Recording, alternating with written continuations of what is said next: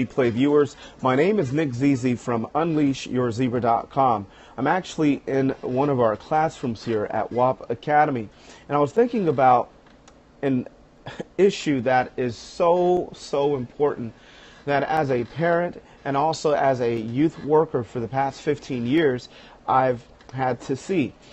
My children are very young, so they're not involved in this, but with the teens that I've worked with over the years, there were a few who were involved in self-cutting. And I think it's a very important thing as a parent, as an adult, for us to know how do we deal with students or with teens who are doing these things to themselves, either cutting, burning themselves, hurting themselves. So here's a few tips that I would like to share with you from my personal experience.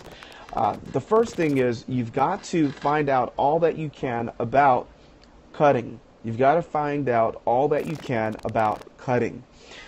Do research. You can Google it. You can also check different places online to see what teen cutting is all about. And the second thing that I want you to do too is to figure out, like, why do they do this? Like, why would someone want to hurt themselves?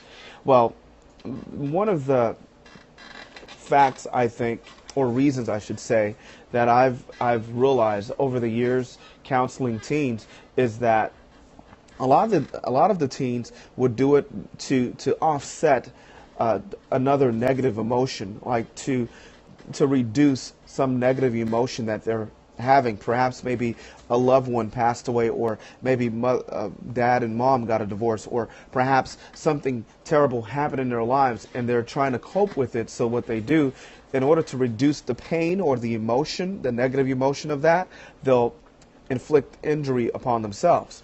So that's one of the main reasons why a lot of the teens get involved in teen cutting. So it's important for you to know why, and also it's important for you to know what.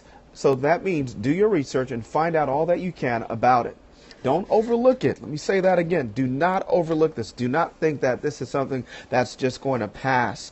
You know, it's just a short period of time. Like maybe when they're a teen or when they're teenagers, that maybe a few years they'll do this, but after that they'll grow out of it. Do not take chances. Do not, I repeat, do not do that. All right. So the next thing I want you to do is respond when you're calm. When you find out that your child is doing this, you find out your child is hurting themselves, I want you to respond when you are calm. Because as parents, we can, you know how we are. You know, we'll probably scream, we'll probably, maybe even push our children and say, what's going on? Like shake them, hey, come on, what's going on? What's going on up here? Why are you doing this to yourself? But I want you to respond when you are calm. Your child will be more open to hearing you when you are calm, when you approach them. Very important. The second thing I want you to do, which I think we're on number 3, the third thing, is be willing to talk. Be willing to talk about it. Don't get judgmental. Don't say anything, why you did this, like, what's up, what's wrong with you? What's going on up here? It's those friends of yours. Don't do that. Just be willing to talk. Like, just say, what's going on? Like, why are you doing this? Like, so talk to them. Then the next thing I want you to do is share your feelings. Share your feelings. So if this is new to you, if you're not sure how to handle it, be open and say, you know what, I want to help you with this. I want to help you through this time of your life. So I'm going to look for help. We're going to find a way to help you with this situation. So look for professional help. Look for professional help. You can find professional help at your school with counselors. You can find professional help at different places, but look for professional help. Do not try to do this by yourself. Do not try to solve this problem that your child is facing by yourself. All right? The next thing I want you to do is to identify activities with your child. So you sit down with your teen and you identify activities that they can do when they're feeling the urge to hurt themselves, when they're feeling the urge to cut themselves. Like today, not today, but recently, one student I saw actually was writing writing on herself, just writing. And I told her, that's not a good thing. You shouldn't write on yourself. And she was using a permanent pen, like a permanent marker. And I said, don't write on yourself. Don't do that. And she said she's been doing it for years. And she said that, it helps her. But I told her it's not a good thing to do. And then I thought about it. I paused for a few seconds. And she was still writing. She was still, like writing, drawing on her skin, on her arm. And I told her, what you should do instead is write in a journal. You can just write. Or you can draw. You can exercise. You can do something that you like to do when you feel the urge to write on yourself, cut yourself, or hurt yourself. And she thought about it, but she was so adamant, so stubborn that she said, she'll think about it. But again, as a parent, you want to identify activities that your teen can do when they feel the urge to cut themselves. So make a list of those activities and then just help them with it. Help them through the process. Help them through the process. And as I come to a close, I want to just go back to the reason why many teens do this. The reason why a lot of them do it is because of depression. They're feeling depressed.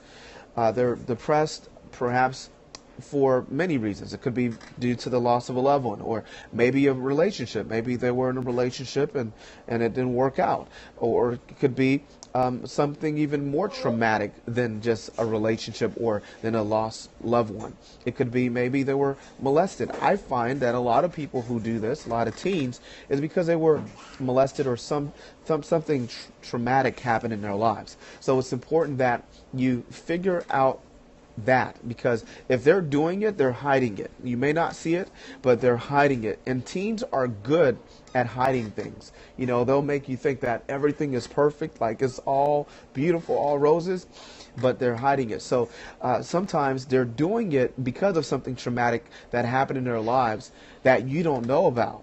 So that's why you need professional help. You need professional help to help you with this, to figure out the source, the reason, the cause to the teen cutting themselves or hurting themselves. Very important.